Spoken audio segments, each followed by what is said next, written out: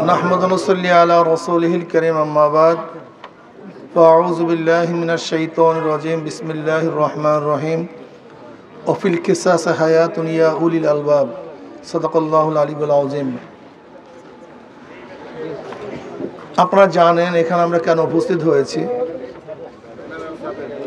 বিভিন্ন জায়গাতে ধর্ষণ বেড়ে গেছে, খুন খারাপি, চুরি ডাকাতি বৃদ্ধি হয়েছে।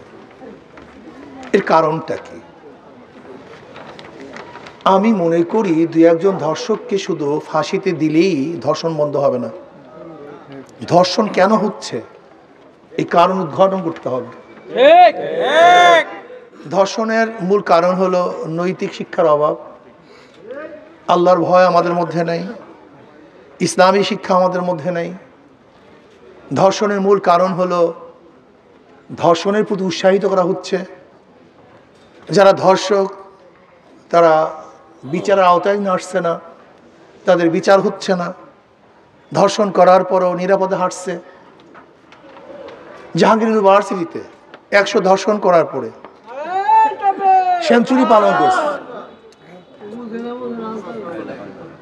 জাহাঙ্গীর ইউনিভার্সিটিতে 100 ধর্ষণ করার পরে সেঞ্চুরি পালন করছে, অথচ সেই ধর্ষক আজও গ্রেফতার হয়নি, আজও তাকে বিচার করা যায়নি। হলগুলিতে ধর্ষণ হচ্ছে। আমরা কি দেখেছি যে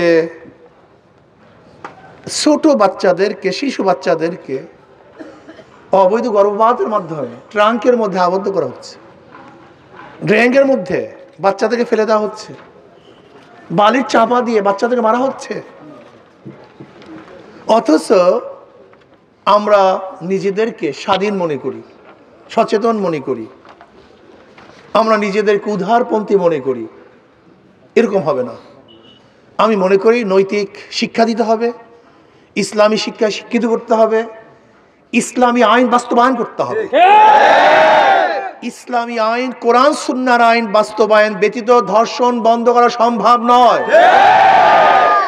এর জন্য আমি দাবি করব, আসুন বাংলাদেশের গোটা জনগণ যদি ধর্ষণ বন্ধ করতে চান, চিরতরে ধর্ষণ উৎখাত করতে চান, তাহলে কোরআন সুন্নাহর আইন বাস্তবায়ন করুন, ইসলাম হুকুমাত কায়েম করুন।